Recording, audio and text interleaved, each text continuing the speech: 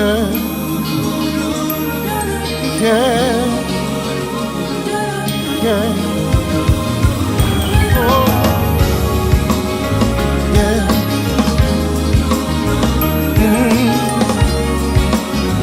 yeah, born and dead, saved by love, count my blessings from above, though in darkness, have no fear, light will shine on those holding near, they know that sorrow, they will pass, for I know in this life there will be something, but remember that love, yes it will, love will reign, yeah, love will reign, yeah, in my heart I believe it,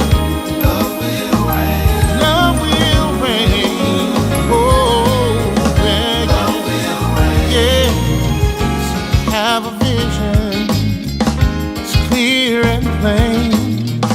People living life, smiling again. Oh, see the children, they know no pain, far from pressure, stress and strain. Oh, sorrow, they will pass, for I know in this life there's gonna be some pain, but remember that love, yes it will, I know, yeah, love will reign, gotta believe it, in my heart, I truly believe, sun will shine again, and love, I can hardly wait. We'll all be together. There'll be peace, peace, sweet peace, happiness and joy forever.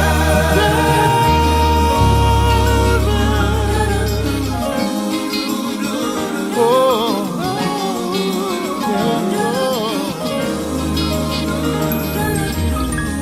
One day, someday, pain will be over and love will reign.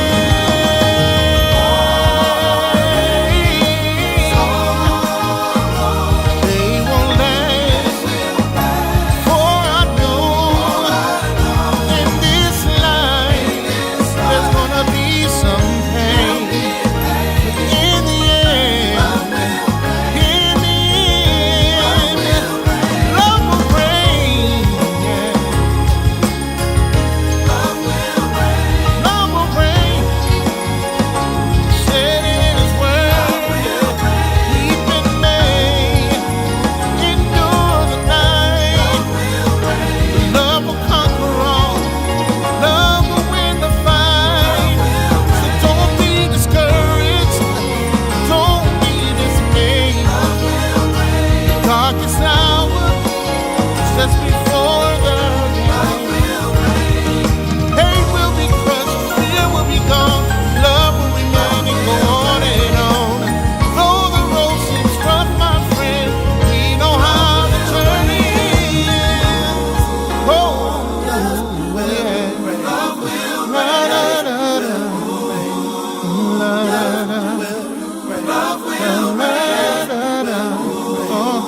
Oh, love will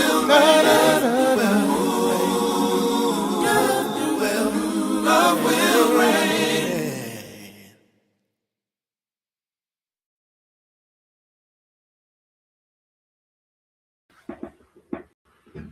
Love will reign. And I'm excited that you are here with me.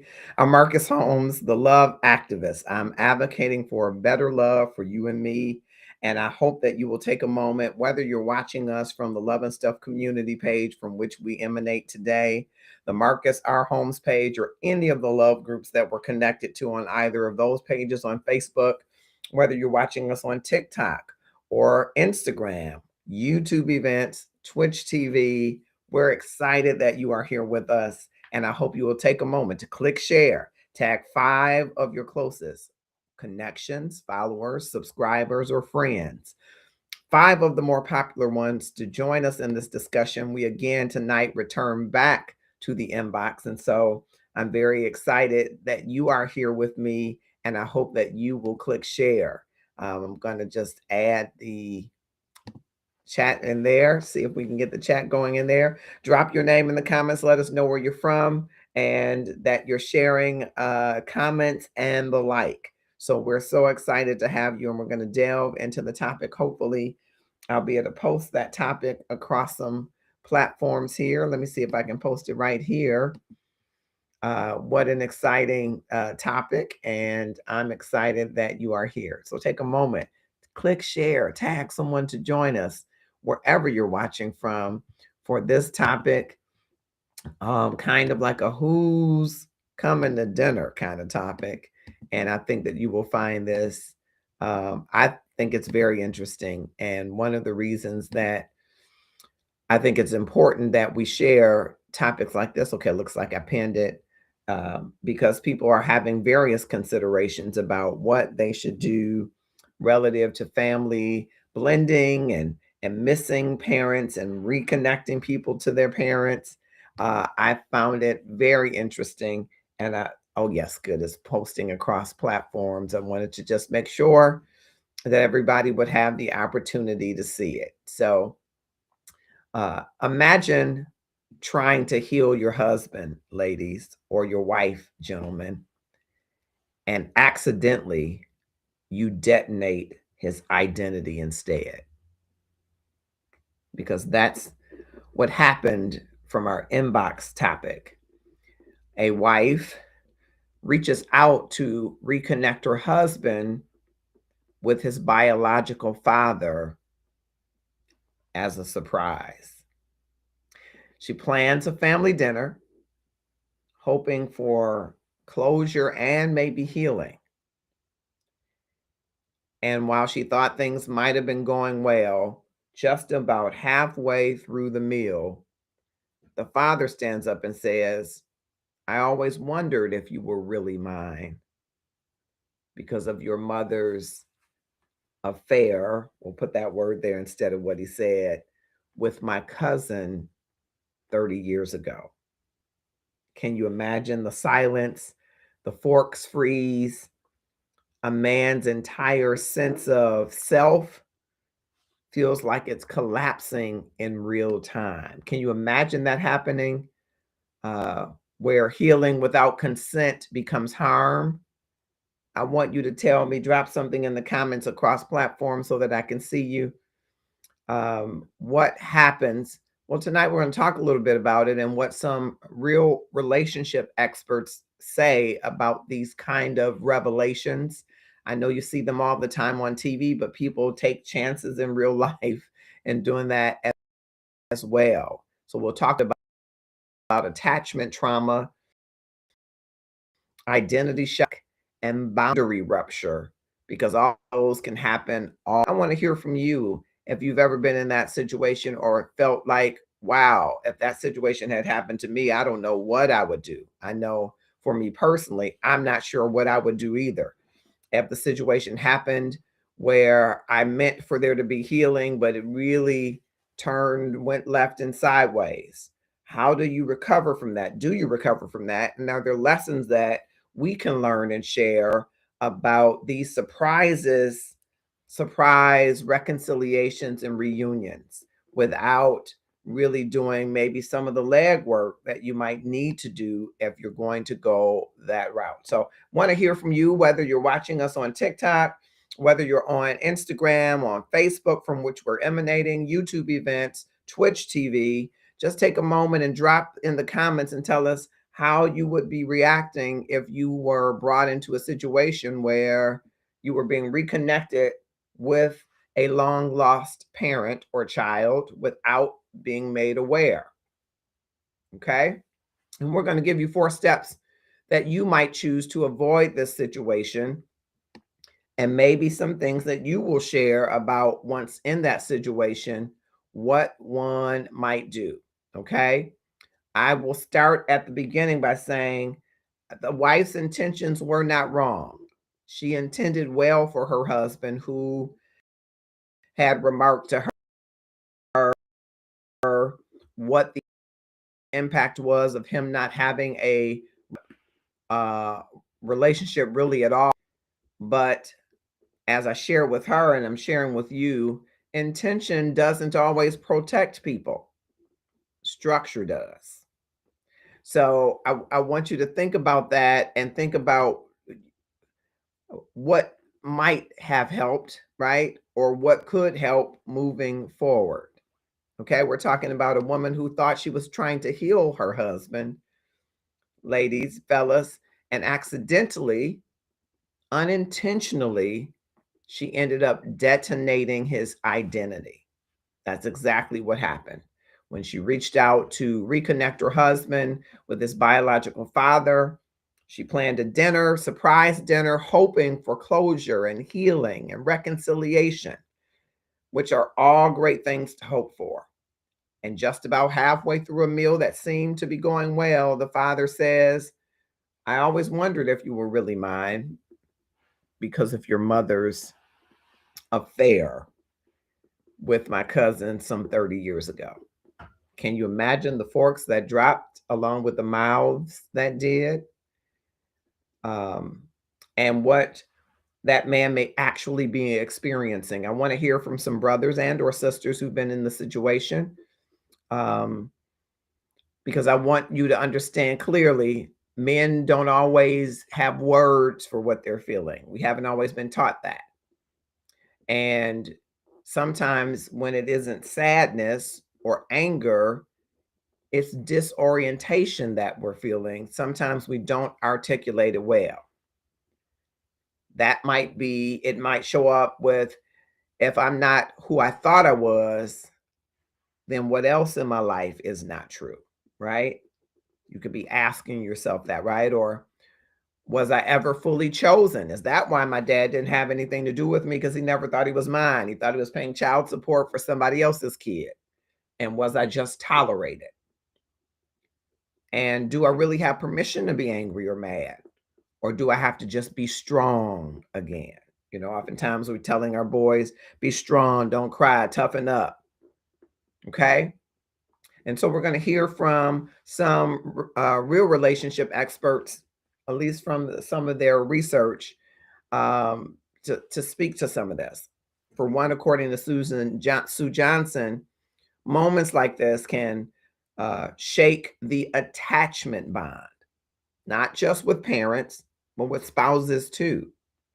And oftentimes that's why men go quiet, not because we don't feel, but because we don't trust the ground beneath the feeling yet.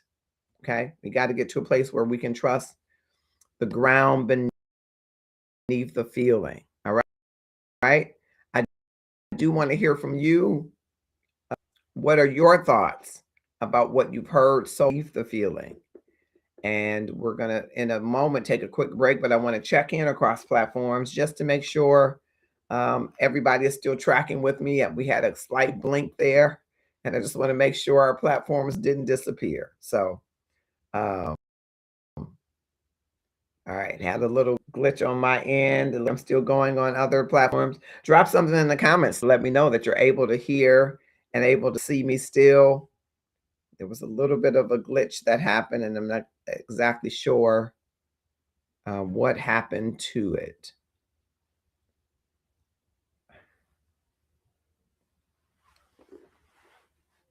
All right, having a little bit of a glitch there.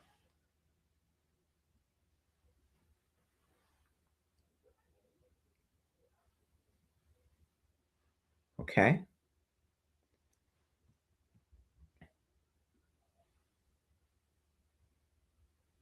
All right. I'm trying to. Okay, we're going to keep it rolling. And I want to remind you that you can join us in a wonderful experiment. It's called 2.0. It is 36 questions that lead to love. Can 36 questions make you fall in love? What if I told you two young psychologists discovered over 30 years ago that just 36 questions could create real closeness between complete strangers? And that the same questions might lead you to love or help you discover more about yourself than you ever imagined. This isn't a dating gimmick. It's an experiment that's been studied and repeated around the world. People walked in as strangers and walked out feeling deeply connected. Some even got married. But here's the twist. It's not just about romance. These questions open the door to vulnerability, honesty, and self-reflection. They help you see who you are, how you love, and what really matters to you in relationships. So whether you're looking for love or looking to learn more about yourself in the process, click the link, sign up, and let's walk through these 36 questions together. Who knows? Love might just be one.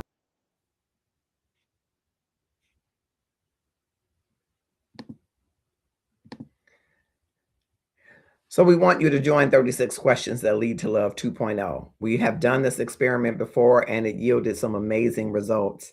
Interesting things people learned about themselves and others.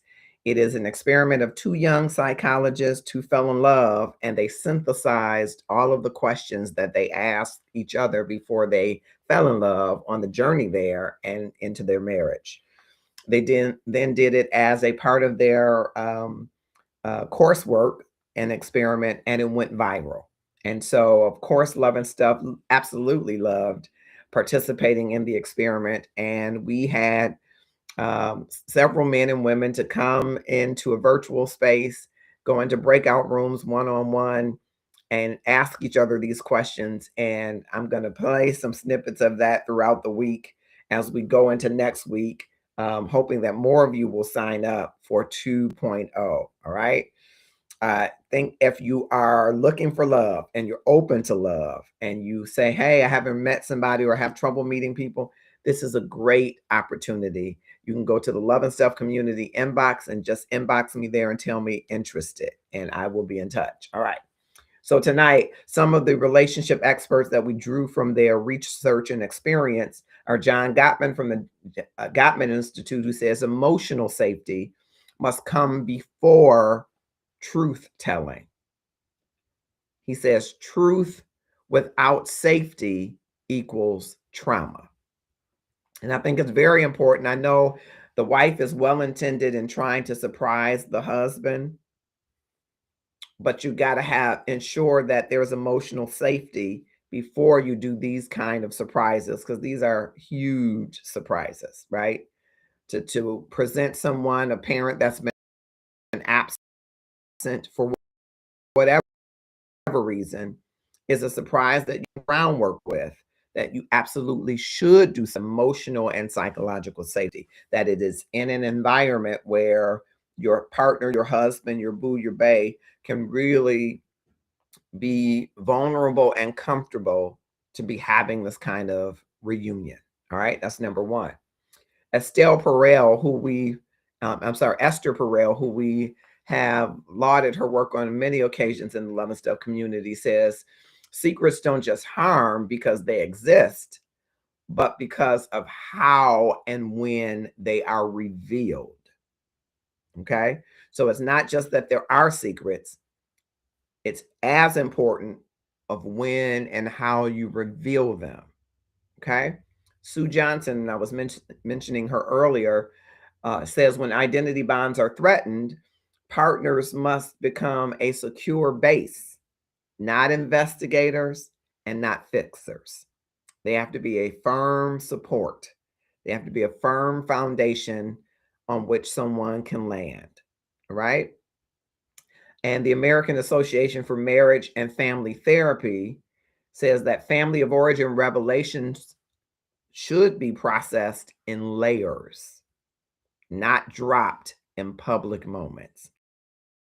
So if that doesn't give you a framework, I want you to know that dropping this kind of news on somebody isn't just bad manners.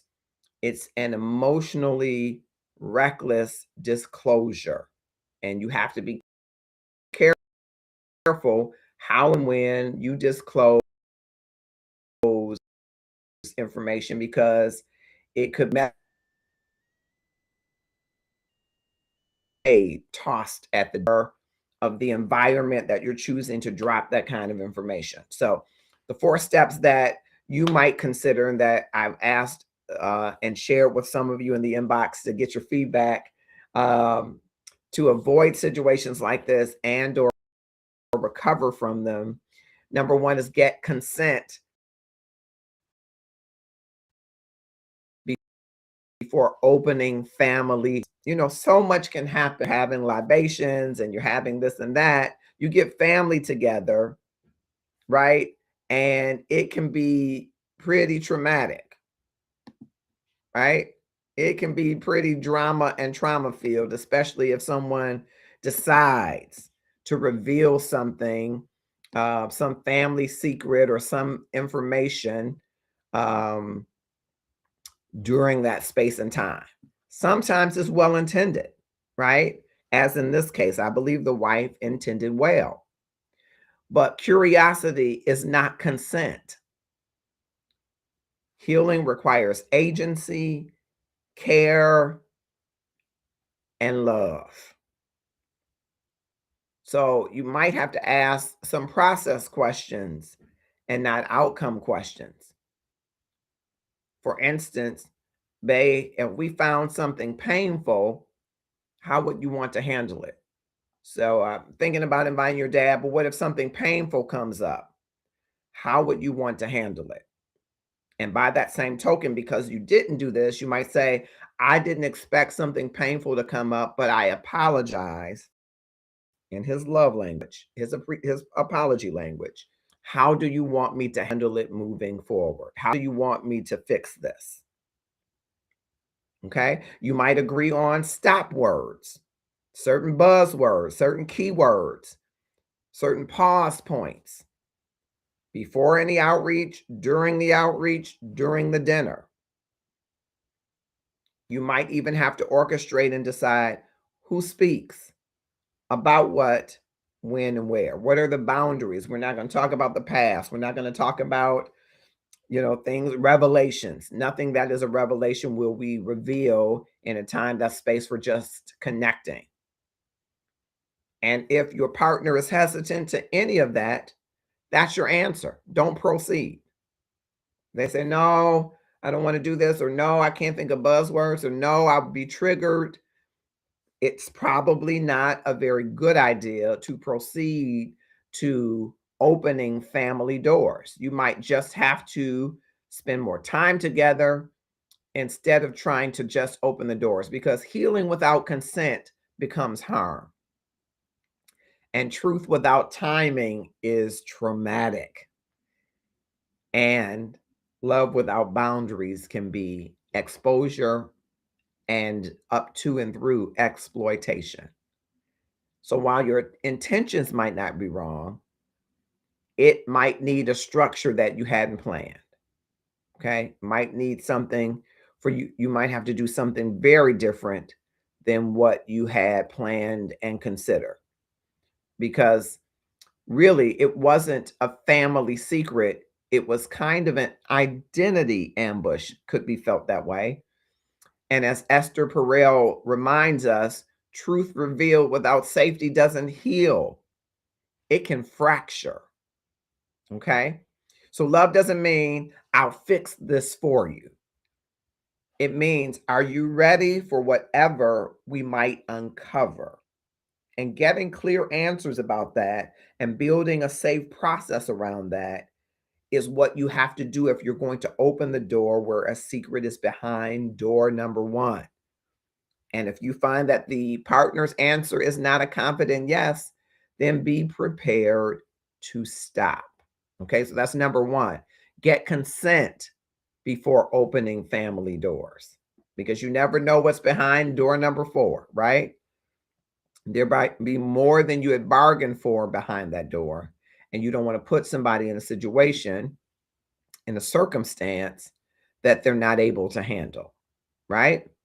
Let me hear from you in the comments if that's resonating with you, tracking with you. I want to make sure it's making sense as we're talking from the inbox of a wife who wanted to help heal her husband by reconnecting him with his father. It went south at the dinner table when the father said, I've always questioned whether or not you were mine because of the affair your mother had with my cousin. So bringing out some dirty laundry. Now, should the dad have done that? No. But should you be prepared that he might? Maybe. Before you open the door, family doors to family secrets, get consent, build process, build in boundaries. Okay, that's number one. Get consent before opening family doors. Number two, control the container, not just the conversation. Okay, hard truths need safe containers. And normally, a family dinner is not one. So, when there are secrets or the potential for secrets or even reconciliation where you don't know what secrets might exist, what unresolved issues might exist, first make contact one on one, not in a group setting. So, if you're arranging for them to connect one on one, that's perfectly fine. Having gone through the process I described in step one, not group settings. And try to use a neutral space. Could even be a therapist or counselor office if they're willing to do that, a mediator on the call, a pastor or trusted advisor, a written letter, email communication before they get face to face, and set some explicit rules like no accusations or no speculations or no audience. Okay? Because public revelations sometimes can create public wounds. Public revelations can sometimes create public wounds. Anybody ever experienced that? Drop a yes in the comments. So, to sum that up, point number two, no public truths. Family dinners are for potatoes, not paternity doubts. And John Gottman from the Gottman Institute says, emotional safety predicts relationship survival more than honesty does alone. And so emotional safety is a part of the process that you've got to build before you get to reveal. Build before you reveal, because that emotional safety is a bigger predictor of relationship survival than honesty alone.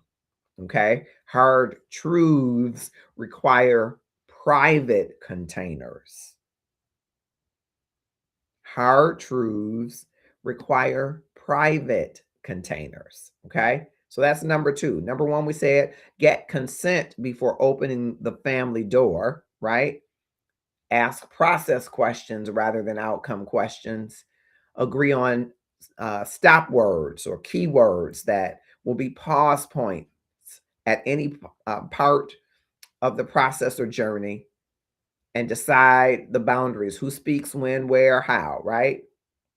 Then two, control the container, not just the conversation. Hard truths need private, safe containers, and normally a public or group setting, a family dinner, those are not ones. Those are not safe containers, okay? Work to build some rules that say no accusations. This is good for every conversation of conflict, every conversation of confrontation, every conversation of revelation. Be curious to listen and not accusatory. No accusations, no speculations. Well, I thought you didn't do this, you said this is how you felt. Don't speculate. And no audience to instigate. No audience unless you're going to have a neutral space and there's a therapist, pastor, leader, mediator to help you walk through that container, that safe space. Okay. Number three, prepare for identity shock, not just emotional hurt. Because paternity doubt, it doesn't just hurt feelings, it can destabilize one's self concept. So think about what could really be at stake. It could be possible to come to the conclusion that someone stayed away because there was a paternity doubt. That's not outside the realm of possibility. When you're wondering, well, I wonder why they're not connected. Whys, the 5 whys, drill down 5 times with why and see whether or not this could be just more than hurt feelings. It could be something that impacts the self concept, self identity that an individual has. So you have to, one, acknowledge what's really at stake. It could be a meeting, it could be a meeting of the minds, it could be a healing, it could be devastating. So you might have to understand that this might affect how your partner sees themselves and not just how they see their parents. Okay?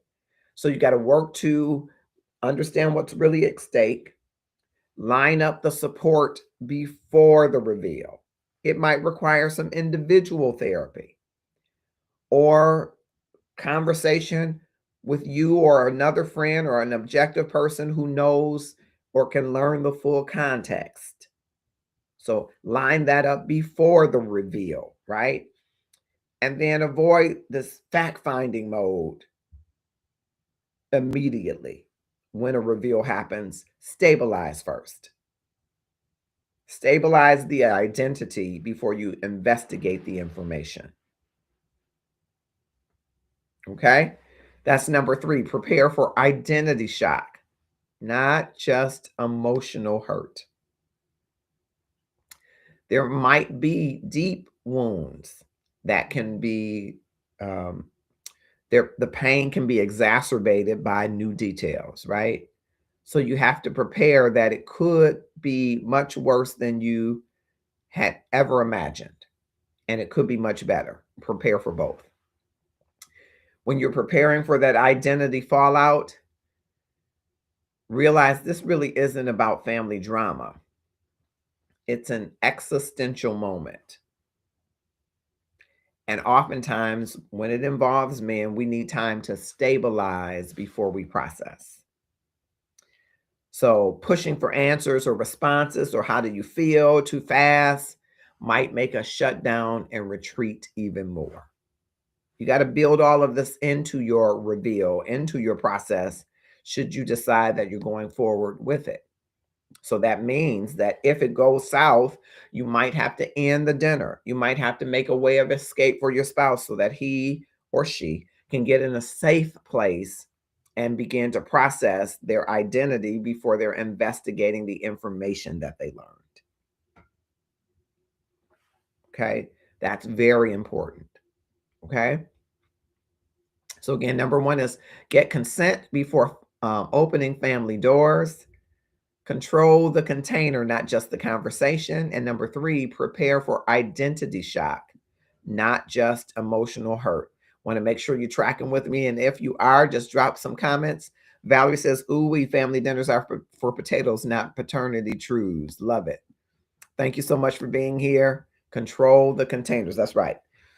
Because oftentimes, and you've seen it play out, Valerie, probably, all of the ministry work that you've done over the years, you may have seen it play out in what I will characterize as inopportune moments. And sometimes we just think because we're in a moment, it's a good time. We are here, so we might as well. But you got to think about the emotional safety of the person who's going to learn potentially new information. Now, in this case, did the wife know that there was a paternity doubt? No. But you kind of have to think that when you're doing a reveal for your husband who has not been connected to his father for most of his life, that could be a possibility. And your goal is not just revelation, your goal is safety, right? And the husband could later resent it because he would have never known that his dad, or I don't know if they're heading to have some kind of test, but he would have never known that he thought he wasn't. He would just thought he was a deadbeat dad. Is it fair for him to learn that? Absolutely. But in that place, probably not. That wasn't a safe container. Now, there are some family situations that are safe containers where those families are emotionally and psychologically safe and sound enough to be able to have the hard truths conversation, but not everybody and not everywhere. So you have to know that your goal must be, or one of your objectives must be, to foster emotional safety when there are revelations, because you can't control what's being revealed, even while you're trying to control the container, because what you don't know can come up in these kinds of conversations. All right. Thanks, Val, for tuning in. Thanks for chiming in. Number 4, repair as a couple, not as a detective team. Because after the shock, your marriage, not the mystery, may need protection. While your husband may see it as initially a good thing you were trying to do, the revelation might be so burdensome, so overwhelming that he blames you. So you got to be prepared to say, I had no idea that this would happen, but I'm here with you. Not ahead of you, not behind you. I'm here with you to walk through it with you. And don't push next steps. Well, we got to get a DNA now, or we need more answers from your mama. I am a big proponent that you don't mess with Black men's, woman, or Black people in general. They're man, woman, mama, children, or money. Don't do it. Don't do it, Sealy. Don't do it. So you got to be very careful pressing the envelope before emotions get a chance to settle and stabilize. So you got to re-anchor through your daily check-ins. You know, I know a couple who were married 58 and a half years before the husband transitioned. And as you know, in Love and Stuff, I love to talk to couples that just got married yesterday and couples that's been married since the Bible days. And I love to glean their information, synthesize it, and share it with you and others. So this couple, and he was madly in love with his wife till Jesus took him home. And he would often say one of the brilliant parts of their relationship is that they always did daily check-ins. And they would ask a different way, but basically they were asking each other, are we good in this marriage? What do we need to work on today? You good? And if she wasn't good, she'd say, no, you didn't take out the trash. And he'd say, is that going to be a deal breaker? She'd say, yes. And they laugh about it, but they always had daily check-ins.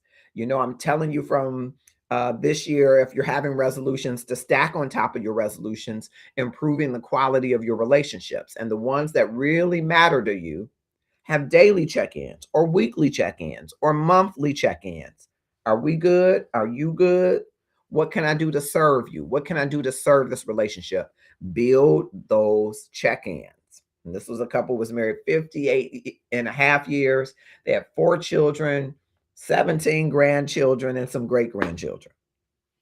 But he said, he called it one of the brilliant things of their marriage was the daily check-in. He said they prayed together and then they checked in. If he got up and was gone before her, he called her in the middle of the day, my sweet baby, or whatever the name he called her. Hey, I'm just checking in. And she said, I'm good. I'm still going to stay married to you. And they make it, humorous. But she said, I don't know today. And he said, well, when I get home, let's talk about it. It was always a check-in. So you re-anchor in this situation. I'm suggesting doing daily check-ins, physical reassurance, or reassurance in his love language. Remember the work of Gary Chapman in the 5 love languages. You should know your partner's love language to use for physical, spiritual, emotional reassurance. Okay. And then build in some predictability to your routine. Again, it could be prayer every morning, it could be prayer every night, it could be a meal together in the morning or meal at night. Give stability where identity has been interrupted. Okay. Security first, answers later, if ever. Because what you want there to be is security first. Okay. Security first, because the marriage comes first. And after a blow like this, the spouse's job isn't to explain, to understand, to anchor. Not let's figure this out, but I'm here, I'm not leaving, and we'll move at your pace, right? I'm here, I'm not leaving, and we'll move at your pace. So the 4 steps to avoid this situation are: get consent before opening family doors to do a family secret or revelation. Okay. Because curiosity is not consent. Healing requires agency, it requires you being, I'm going to say, mature enough to understand the detrimental consequences to what may actually be behind door number 4, right? Number 2, control the container, safe container, private container. Don't just control the conversation. Find a neutral space. First contact should be one-on-one, not in a group setting. And there should be rules: no accusations, no speculations, no audience. Because public revelations can create public wounds. Be very careful about that. Okay. Number 3, prepare for identity shock and not just emotional hurt. Think ahead that there might be a revelation that might rock someone's identity and not just hurt their feelings. It could destabilize their self-concept, their self-identity. So you got to acknowledge what's really at stake, that it might affect your spouse more than the parents. You got to line up the support before you get to the reveal. That could be you, that could be individual therapy, that could be a trusted friend who knows the full context. And avoid fact-finding. Don't go into fact-finding mode immediately. You want to make sure identity is stabilized before information is investigated. Okay. And then number 4, repair as a couple, not as a detective team. Okay. Be prepared to say, I didn't know this would happen, but I'm here for you. Be prepared to re-anchor after these emotions are settling with daily check-ins, physical reassurance, emotional and spiritual reassurance based on those love languages, and predictable routines that add back to the stability of the individual like they had before, right? Security first, answers later, if ever. All right. Just want to check in with you, see if that's resonating with you, and check in the comments. All right. All right. Still got some folks. Thank you so much. Appreciate it. We're talking from the inbox. The topic is posted there. And if you're watching on Facebook, YouTube, Twitch, Instagram, TikTok, I appreciate you. And I hope that you will share this with your friends, subscribers, connections, and followers of what you might decide not to do in revealing family secrets, revealing, reconnecting people without really understanding what is at stake. Okay. Because healing without consent becomes harm. Truth without timing becomes trauma. And love without boundaries become exposure. We're not punishing the wife. We're saying that she should be punished because her intentions were well. She wanted her husband to have his father in his life. But intentions don't protect people. Structure does. And structure is very important when you consider the detrimental and devastating impacts that information can have when someone has no idea about what is being revealed. So some doors, not all doors, but some doors don't just open rooms. Some doors shake foundations.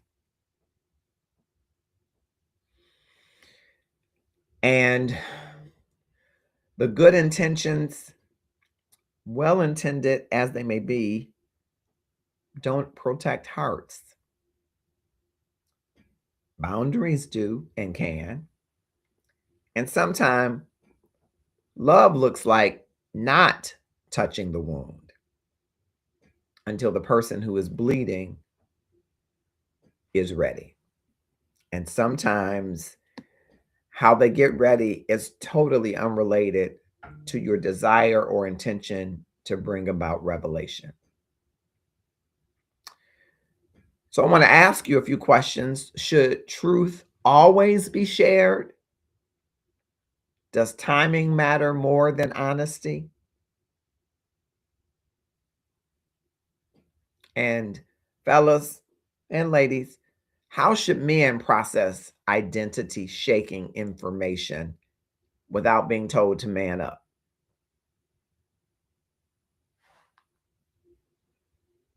So the first question, should truth always be shared?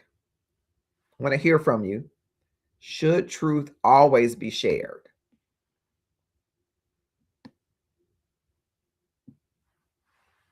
Whether you're on the Love and Stuff community page, Marcus Our Homes, or in any of the groups on Facebook, we love you. Chef's kiss to you. Whether you're watching us on Instagram, let me pop over there and see. Thank you so much for joining us over there. Whether you're watching over there, whether you're on YouTube events, Twitch TV, TikTok, I want to know from you, and drop yours in the comments, please. Should truth always be shared? Should it always be shared?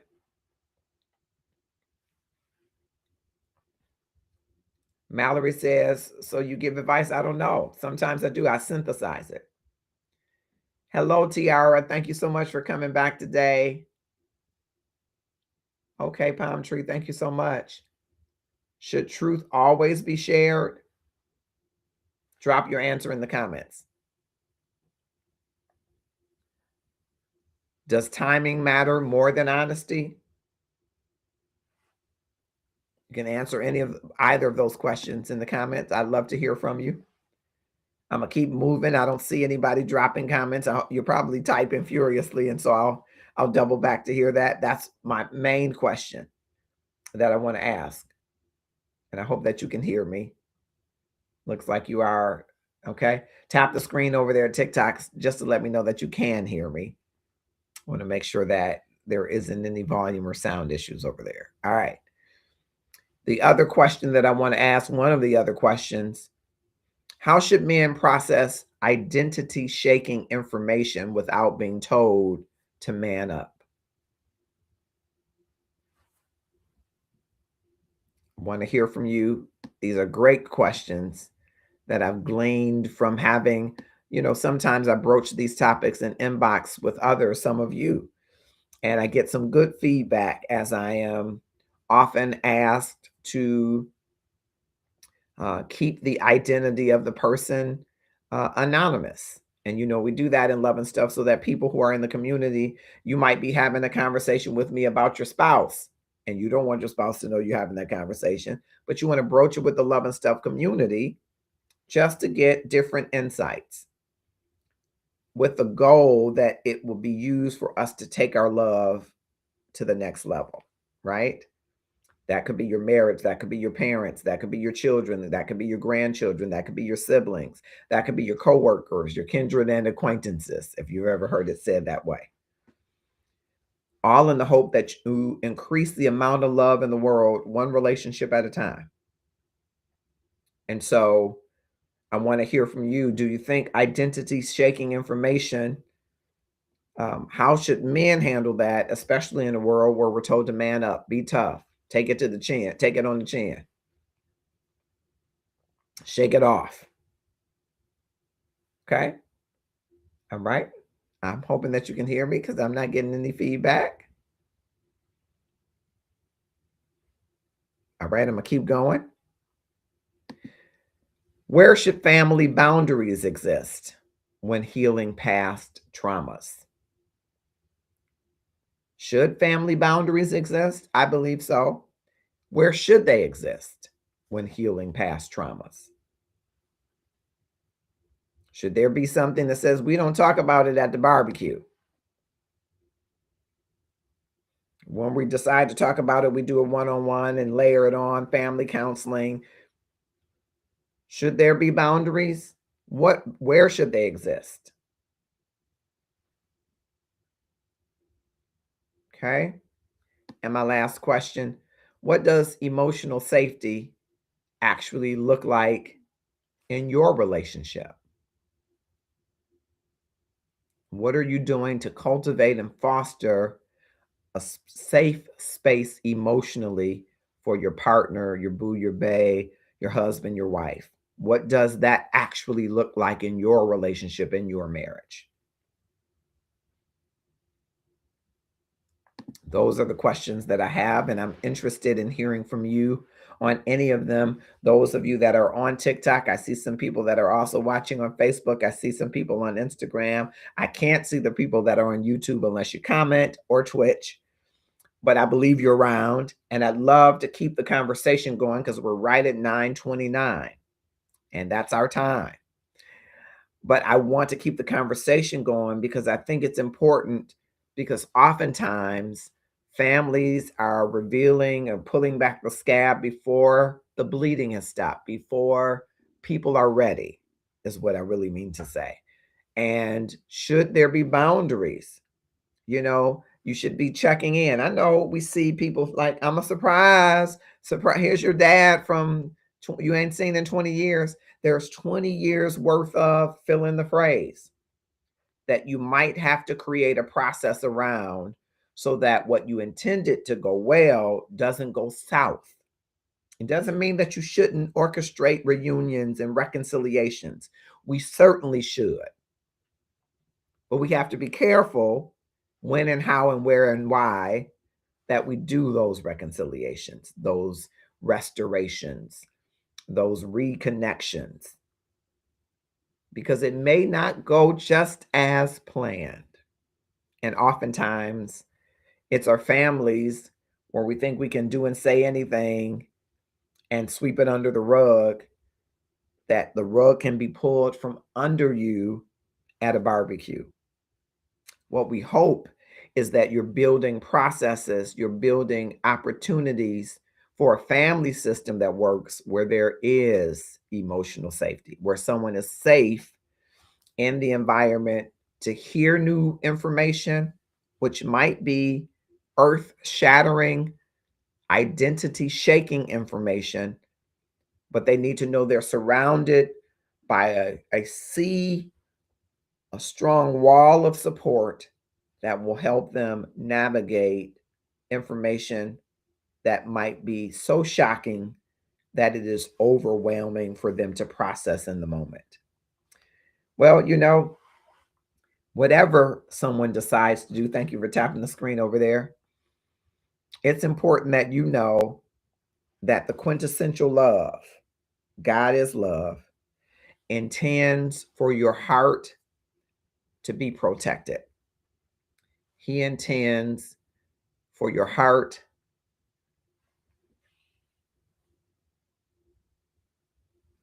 space, the goodness within your heart, to be a protective shield for you. He doesn't intend for wrong to happen to you.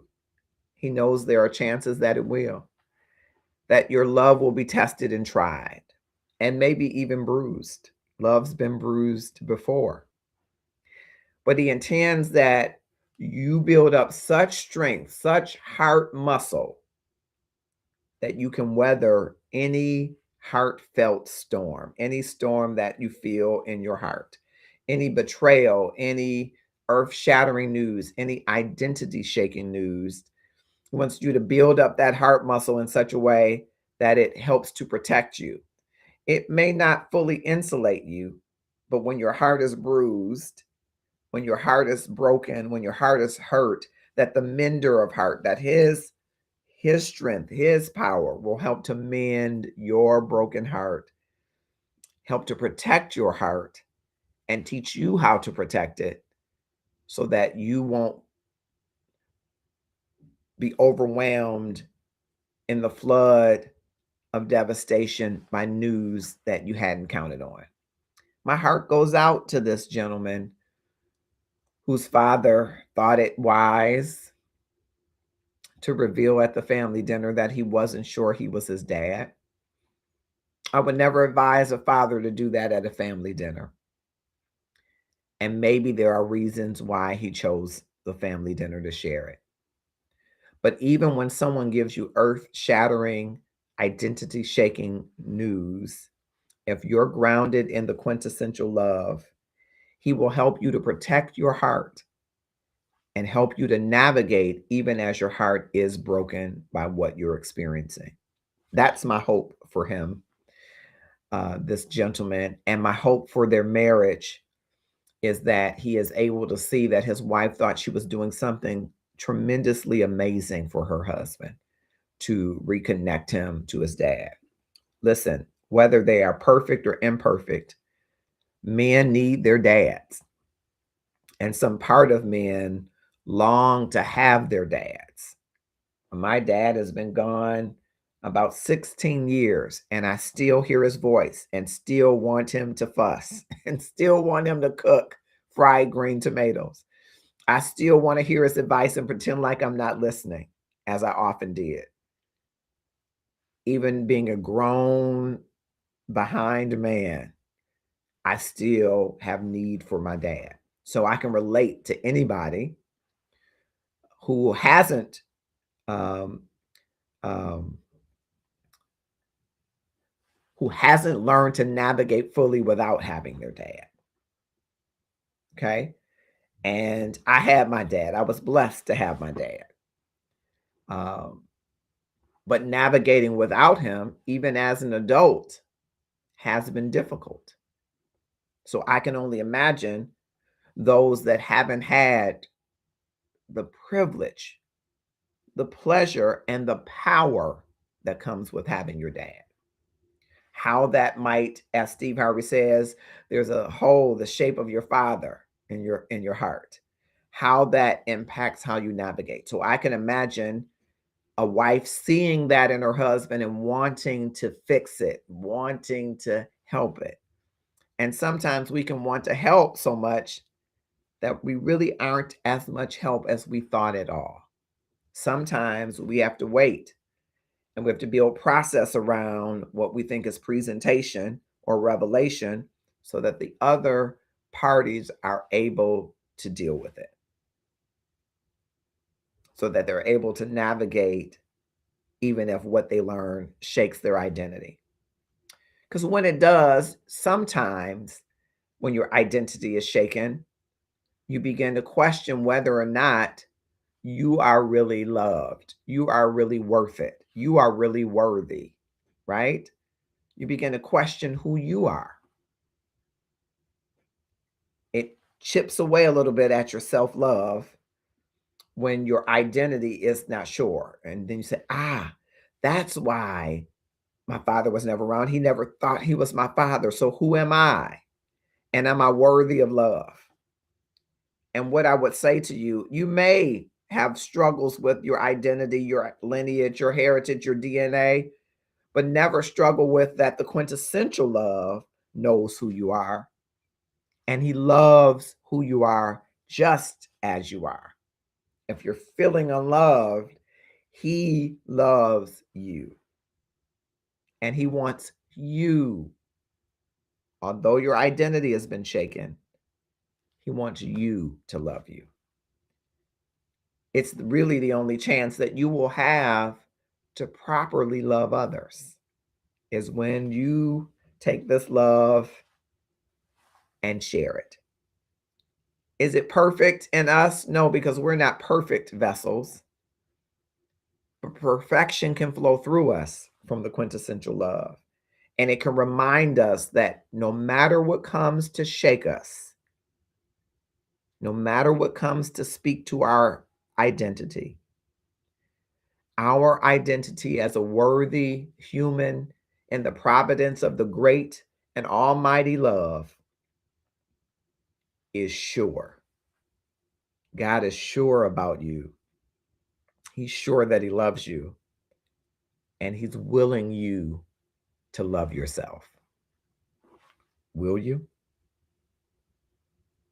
I hope that something in this inbox resonates, but for no other reason, as you are cultivating relationships this year, I challenge you to do that, to increase the value of your relationships, that you'll find in there a part of your process to build emotional safety in those relationships, so that when revelation and secrets and trauma rear their head, the support of that relationship will be a firm foundation. And that, my friends, will help you navigate any and everything. I'm so grateful you joined in. And if any of this resonates with you, hey, let's keep the conversation going in the comments. I'll be in those comments. And I want to be able to share with you and those on TikTok. Well, you have to come to some of the other places to get those comments because they won't keep it going there. But I want you to connect with me, if you haven't already, by going to the Love and Stuff page and clicking on the notification bell so that every Tuesday you are notified. And Sports Talk with Kamau and Felix comes on each Saturday at 11 o'clock a.m. Eastern Standard Time, 10 a.m. Central Standard Time. And listen, those two fellas love all things sports. So if you're getting ready for the Super Bowl, ladies, and you're going to be spending with the fellas, you're trying to make room for the ladies, or however you're doing it, you definitely want to check in with those fellas. They're going to have predictions, laughs, stupid sports news, and everything. Kamau Williams and Felix Holmes makes up the team of Sports Talk with Kamau and Felix. They love all things sports, and you won't want to miss a moment of the laughter and great time that they're going to have. And I'm just excited that we're going into this Valentine's Day kind of love season, and the opportunity for you to join us with 36 questions that leads to love. Inbox me now so that you can participate. We will provide you more information, and we're going to be pairing you up. Now, we're not matchmaking you. All of the guys are going to meet all of the ladies, and they will go into breakout rooms and they'll ask each other all 36 questions that lead to love, and we'll see where it leads. It's 36 questions that lead to love 2.0, and you don't want to miss it. I hope that you will be there. And again, go to the inbox and let me know if you are interested. I want to say another happy birthday shout out to Daisy Ferguson, who turned 102 years old yesterday. We absolutely love her. She is a queenly woman, and happy birthday, Mother Daisy. Marcus, I want to congratulate you on Love and Stuff. I really want you to know that staying grateful and understanding the power of what it is to be operating out of a space of abundance and gratitude is the most important part of every journey of every day. So Marcus June, congratulations on this book. It's on Amazon now. That makes me so proud of you and your family and me and my family, and every single person around us gets it. So good on you for bringing it into the hands and the laps and the Kindles of all the people. Okay, so we're going to check it out. Thank you, MJ from Shires of Sunset. I forget the name of the new show. They've got a new show. And her husband is using the power of gratitude and gratefulness to overcome temperament issues. Gratefulness, listen, it's a powerful practice.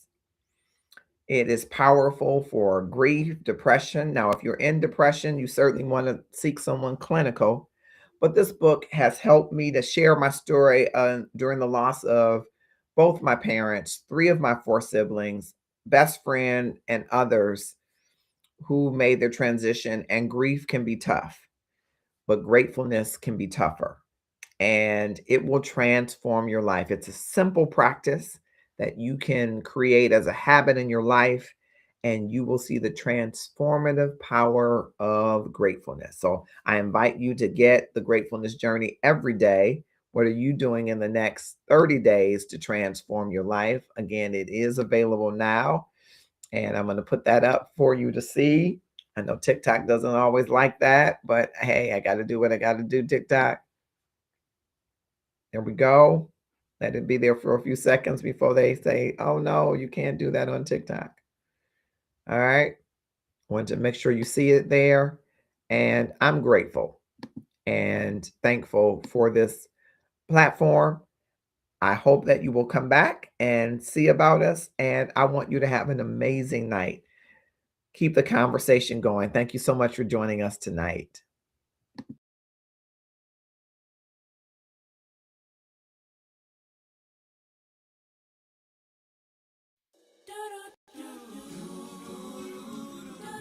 Yeah.